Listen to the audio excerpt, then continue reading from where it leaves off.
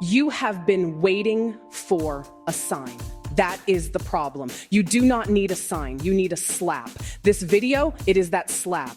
Let me tell you what uninspired actually looks like, because it is not what most people describe. It is not lying in bed, unable to move. It is not dramatic emptiness. It is quieter and being sort dark and more dangerous than that. It is you functioning, getting through the day, doing the things, answering the emails, making the dinners, showing up to the obligations. But underneath all of it, a flatness, a sense that you are moving but not going anywhere, that your life is happening but you are not quite inside it. That is uninspired. And Black women are carrying it right now at a level that is not being talked about honestly, not because we are lazy, not because we lack purpose, but because we have been so busy surviving, performing, and holding everything together that we forgot to stay connected to the thing that makes us feel alive. This video is about getting that back, not with a mood board, not with a playlist, with truth. Let's go. Let me ask you this. Do you know what uninspiration actually is? Here is what nobody tells you. Uninspiration is not the absence of motivation. It is the result of prolonged disconnection from your own instincts. You stopped listening to yourself, not all at once, gradually. Every time you had an idea and talked yourself out of it before you tried, every time you felt pulled towards something and ignored it because it was not practical, every time you asked someone else what they thought before you sat with what you thought, you trained yourself slowly and thoroughly to override your own signal. And now the signal is faint, not gone, faint. And you are calling that uninspired. A woman who has been told directly or indirectly that her instincts are too much, too risky, too idealistic, too much for right now, eventually stops consulting them. She outsources her direction. She waits for someone to tell her what to want. And when nobody does, she sits in the flatness and wonders why nothing excites her anymore. The uninspiration is not a creativity problem. It is a trust problem. You stopped trusting yourself. And fixing it starts with understanding that.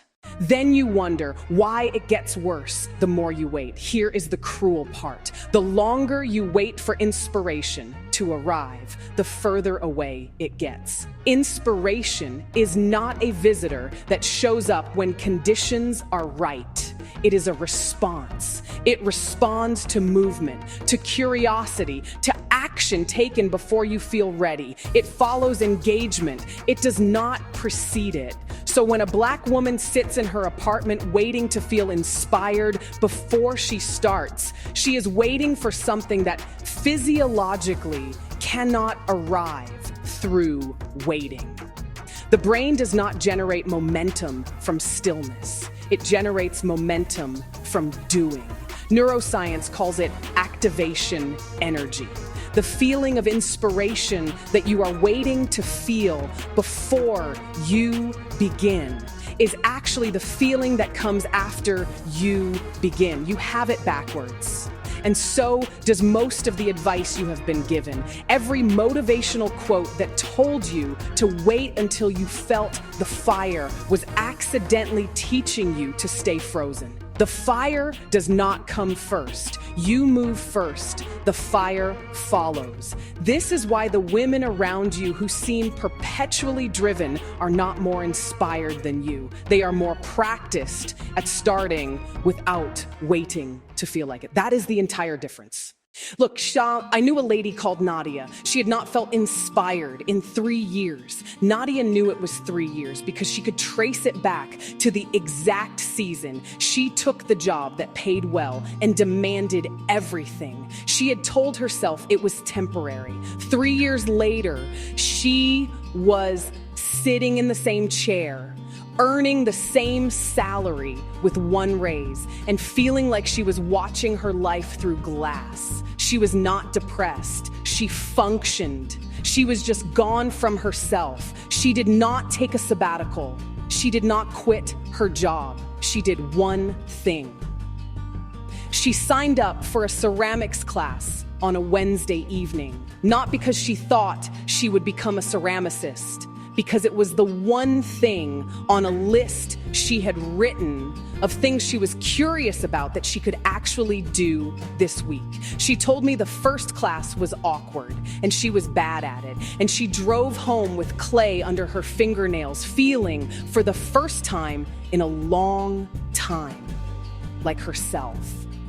Not inspired in the grand sense, just present, just connected to something she had chosen for no reason except that she wanted to.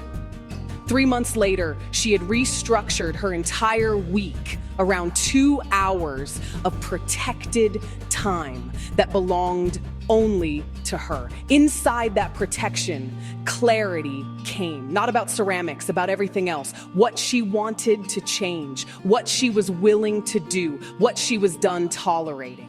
The ceramics class did not fix her life. It reminded her that she was still in there. And that was enough to start. So what actually fixes it? Not a vision board. I need to say that directly. A vision board is a beautiful object that requires nothing of you. It asks for no courage, no action, no discomfort, and it produces none of the activation your brain actually needs. Here's what works. One decision made today that your past self would have postponed. One email sent, one application submitted, one conversation initiated, one thing moved from the list in your head into the world. Not 5 things. 1. Because the point is not productivity. The point is proof. Proof to your own nervous system that you are capable of moving before you feel ready. That your instincts are worth acting on. That you do not need a sign. Every time you act without waiting for perfect conditions, you rebuild the trust you broke with yourself every time you didn't. That rebuilding is what inspiration actually is. It is not a feeling that descends from outside you. It is the natural result of being in honest motion towards something that is genuinely yours. And if you do not know what that thing is yet, that is also information. It means you have been living so far outside your own wants for so long that they have gone quiet. The fix for that is not thinking harder. It is trying things deliberately, one at a time, until something lights up. Follow the thing that lights up, even slightly, even if it seems impractical, even if nobody around you understands it. That flicker is your signal. It is not nothing. It is the beginning. You do not need a sign. You need to make one decision today that proves to yourself you are still in motion, still connected, still capable of choosing something before anyone confirms it is safe. The inspiration you have been waiting for is on the other side of the first move you keep not making. Stop waiting. Start there. Welcome to Shine My Crown. Every day we have this conversation, the real one, the one that does not waste your time with what you already know and go straight to what you needed to know. Subscribe. Every day we unveil the truth you fear to see.